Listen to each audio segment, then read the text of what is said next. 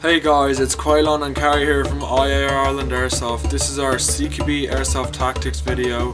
In this video we're going to be covering a good stable platform on which to shoot from, also some of the gear which you should bring in Airsoft, and we're going to be touching on reflexive shooting in Airsoft. Most people ask us what type of gear we need to use for CQB. As you can see down below, I'm just rocking a pair of brown hiking shoes, leather boots. You need good traction while running on CQB, and you also need to have them laced up high onto your ankle. This provides good ankle support and a good base to run from, which is always essential in CQB. Up to the top of vest. This is something there's a lot of debate about, but it's not exactly a necessity for CQB Airsoft. One, generally vests are quite bulky and they don't let you get a good shoulder into the gun.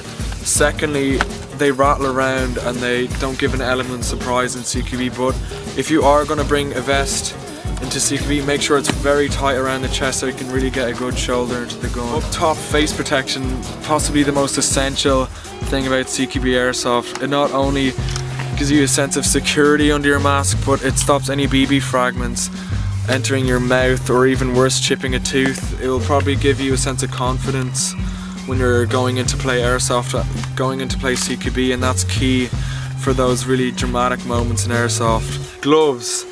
Take it from my perspective, I've gotten shot in the hands plenty of times. Even with gloves on it still hurts, so you really don't want to be going on without gloves. It also gives you good grip, especially for foregrips such as the AFG. You need a really tight grip on the gun. This will stabilise your shots. The most important aspect of CQB Airsoft is possibly a solid stance from which you stand from. Generally you want to have a slight lower centre of gravity than normal, so you want to slightly bend your knees. You want to have a solid grip onto the gun. That could be gripping onto a foregrip of some sort. In this case I have an AFG. It's quite ergonomic. You want to really wrap your hand around that. And then the second most important thing is gripping it right into the gun. You need to have good shoulder contact with the gun, and it gives a good stable platform on which to shoot from. You also need to slightly lean forward at the waist, just ever so slightly. This also makes you a lower target while bending at your knees, like so.